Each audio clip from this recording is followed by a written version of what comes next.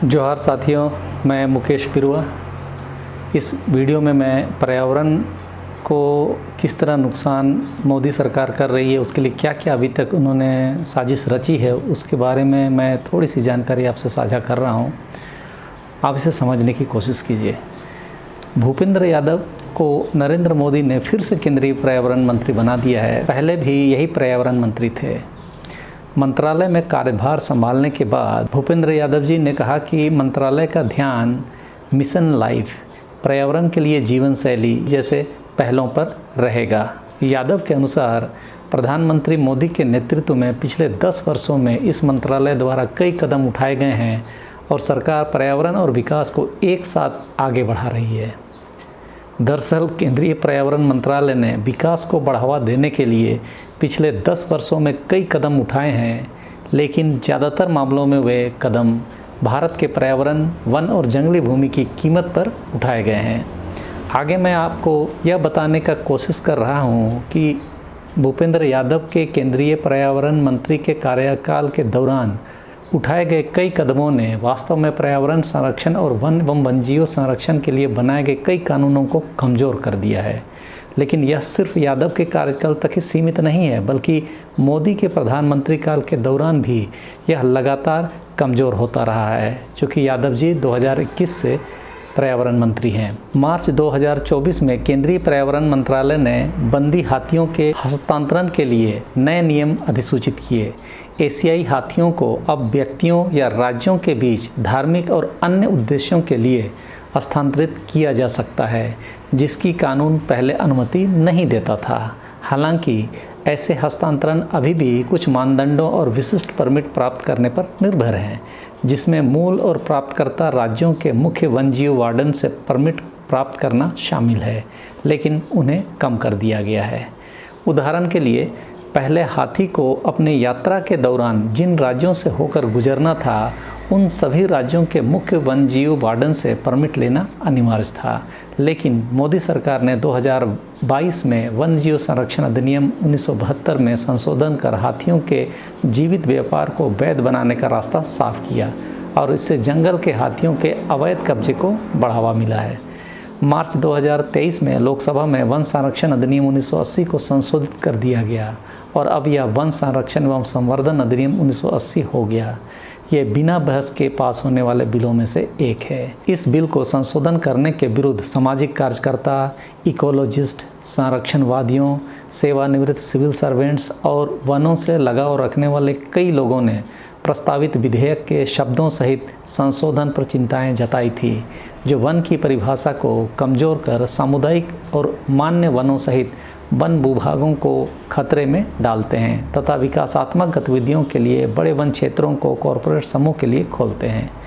प्रचंड बहुमत के आधार पर केंद्र सरकार ने किसी की बात को नहीं सुनते हुए विधेयक को अधिनियम के रूप में पारित कर दिया। लेकिन सुप्रीम कोर्ट ने इस साल फरवरी में एक अंतरिम आदेश पारित किया, जिसमें न केवल 1996 के फैसले में निर्दिष्ट वन की परिभाषा को बरकरार रखा गया, बल्कि राज्यों और केंद्र शासित प्रदेशों द्वारा जब तक वन क्षेत्र के विस्तृत रिकॉर्ड प्रस्तुत नहीं किए जाते, तब तक कोई संशोधन अधिनियम में निर्णय नहीं ले सकती।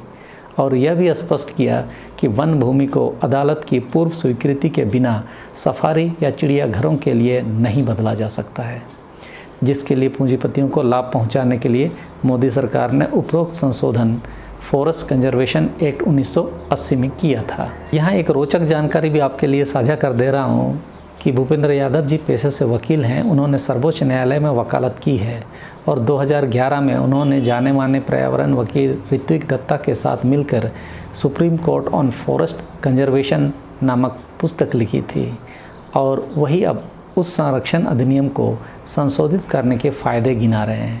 बताइए, मोदी सरकार ने प्रोजेक्ट चीता के तहत पहले अफ्रीकी चीतों का स्वागत किया और वो सब मर गए, जबकि भारत के शेर, जो वर्तमान में गुजरात के गिर वन्यजीव अभयारण्य तक सीमित हैं, को कूनों में क्यों नहीं भेजा गया, जैसा कि सर्वोच्च न्यायालय ने उन्हें करने का आदेश दिया था। जब देसी प्रजातियां ही खतरे में हैं, तो अफ्रीकी चीतों को लाने और संरक्षित करने के लिए एक परियोजना में पैसा लगाना मूर्खतापूर्ण ही है। जबकि प्रोजेक्ट चीता लगभग 2 दशकों से काम कर रहा है। यूपीए के दौरान इसे मंजूरी दी गई थी और मोदी के दूसरे कार्यकाल के दौरान जाकर इस पर काम शुरू हुआ और वो भी फेल हो गया। स्थानीय चीता को ही कूनों में लाया जाता तो शायद ही ऐसा होता। नरेंद्र मोदी सरकार ने स्वतंत्रता की 75वीं वर्षगांठ मनाने के लिए देश में कुल 75 रामसर स्थल की कल्पना की। किसी वेटलैंड को रामसर स्थल घोषित करने से वेटलैंड को अंतर्राष्ट्रीय मान्यता तो मिलती ही है, साथ ही अधिक संरक्षण और इस संरक्षण को लागू करने के लिए अधिक धन भी लगता है।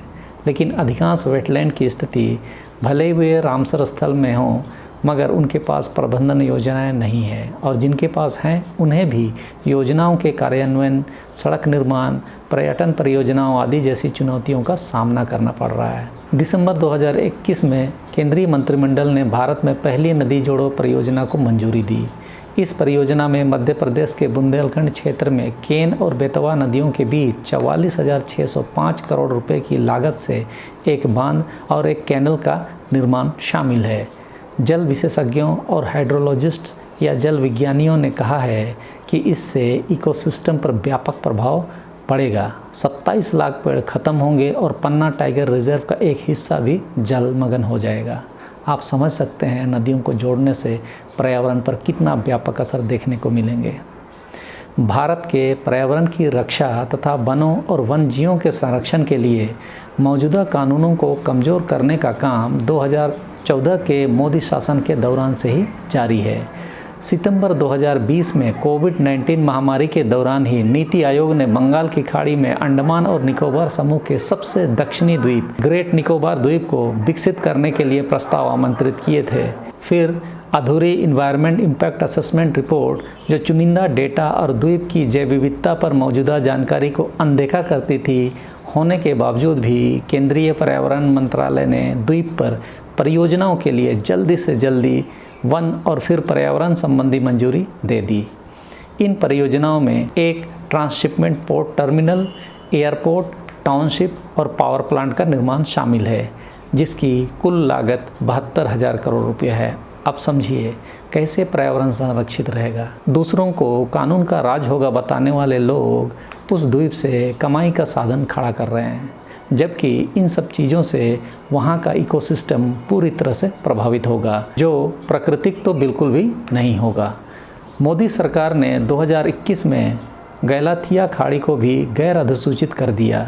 इनके निर्माण में 8.5 लाख वर्षावन के पेड़ों को काटना, समुद्र की खुदाई करना, 300 हेक्टेयर भूमि को पुनः प्राप्त करना, स्थानीय प्रजातियों जिसमें निकोबार मेगापोड नामक पक्षी भी शामिल है के आवासों को नष्ट करना और विशाल चमड़े के कछुओं का अंडे देने के लिए अक्सर इस्तेमाल किए जाने वाले समुद्र तट को नष्ट करना शामिल है।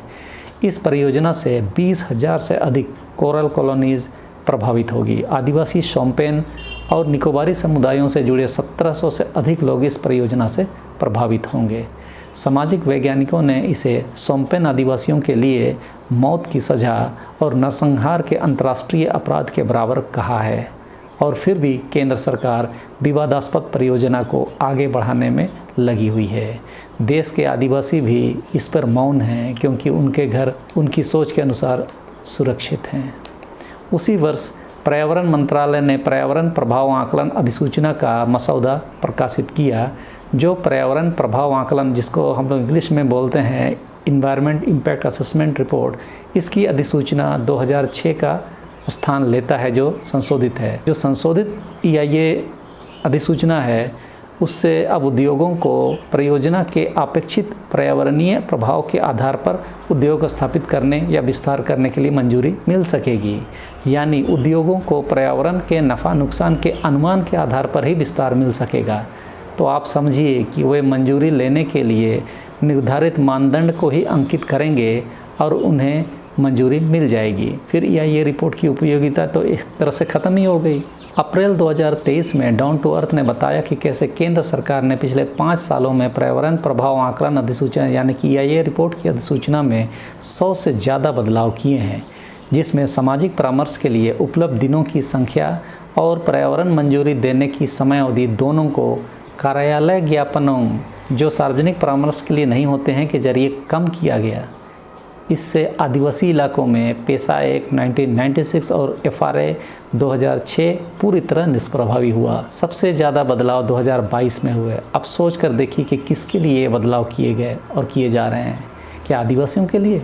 नहीं, ये सब बदलाव आदिवासियों को और उनके रहवास जंगलों को समाप्त करने के लिए किए गए। जबकि भूमि अधिग्रहण अधिनियम 2013 में भी EIA और SIA यानी कि इन्वायरमेंट इम्पैक्ट असेसमेंट रिपोर्ट और सोशल इम्पैक्ट असेसमेंट रिपोर्ट को आवश्यक माना गया है, लेकिन इस अधिनियम को भी पूछा तक नहीं गया। द वायर की रिपोर्ट के अनुसार 2019 में केंद्रीय पर्यावरण मंत्रालय ने कोयले से चलने वाले थर्मल पावर प्लांट के लिए वायु प्रदूषण मानकों में ढील देने को सैद्धांतिक मंजूरी दे दी थी। पर्यावरण मंत्रालय की दिसंबर 2015 की अधिसूचना ने थर्मल पावर प्लांट के लिए वायु प्रदूषण मानक तय किए। इस अधिसूचना के अनुसार 2003 से 2016 के बीच स्थापित थर्मल पावर प्लांट से नाइट्रोजन ऑक्साइड उत्सर्जन 300 मिलीग्राम पर क्यूबिक मीटर से अधिक नहीं होना चाहिए। हालांकि ऊर्जा मंत्रालय ने इस पर आपत्ति जताई और पर्यावरण मंत्रालय ने मई 2019 में नाइट्रोजन ऑक्साइड के उत्सर्जन की सीमा को 300 मिलीग्राम पर क्यूबिक मीटर से बढ़ाकर 450 मिलीग्राम पर क्यूबिक मीटर करने की सैद्धांतिक मंजूरी दे दी। उस समय केंद्रीय प्रदूषण नियंत्रण बोर्ड ने इस कदम का विरोध किया था। द वायर की रिपोर्ट के अनुसार अडानी पावर राजस्थान लिमिटेड के स्वामित्व वाले 2 थर्मल पावर प्लांट को इसका फ़ायदा भी हुआ। जीव विज्ञानी विजय रमेश, जो वर्तमान में कॉर्नेल लैब ऑफ ऑर्निथोलॉजी से जुड़े हैं, ने 1975 से 2014 तक और 2014 से 2020 के बीच 48,000 मंजूरी प्रस्तावों यानी कि केंद्रीय पर्यावरण मंत्रालय द्वारा खनन सहित कई बुनियादी ढांचे और विकास परियोजनाओं के लिए का विश्लेषण किया है। उन्होंने पाया कि 2014 से साफ किए गए वन क्षेत्रों का अनुपात 1975 और 2014 के बीच साफ किए गए वन क्षेत्रों का 68% से अधिक है। यानी पिछले 10 सालों में मोदी सरकार ने 39 सालों में साफ किए गए वनों से 68% अधिक जंगलों को साफ किया है।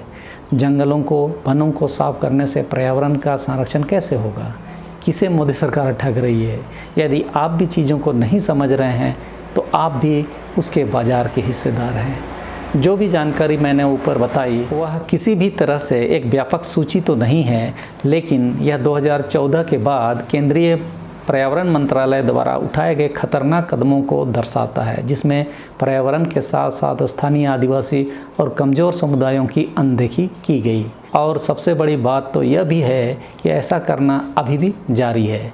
ये उदाहरण इस बात को स्पष्ट याद दिलाते हैं कि मोदी के प्रधानमंत्रित्व के 10 वर्षों के दौरान अब तक पर्यावरण और विकास निश्चित रूप से एक साथ नहीं चले हैं। हाँ, पर्यावरण, आदिवासी, जैव विविधता आदि का शोषण एक गति से हुआ है, इसमें कोई दो राय नहीं है। आप इस जानकारी को कैसे समझते हैं कमेंट में ज़रूर बताएं और लोगों को इस चैनल को लाइक, शेयर और सब्सक्राइब करने के लिए ज़रूर प्रेरित करें। हमें कई आंदोलनों से गुजरना है और यदि हम एकजुट हुए तो लड़ सकेंगे, नहीं तो ये लोग हमें तोड़ देंगे। इस वीडियो में इतना ही, फिर अगली वीडियो में हम मिलते हैं। सबों को जोहार।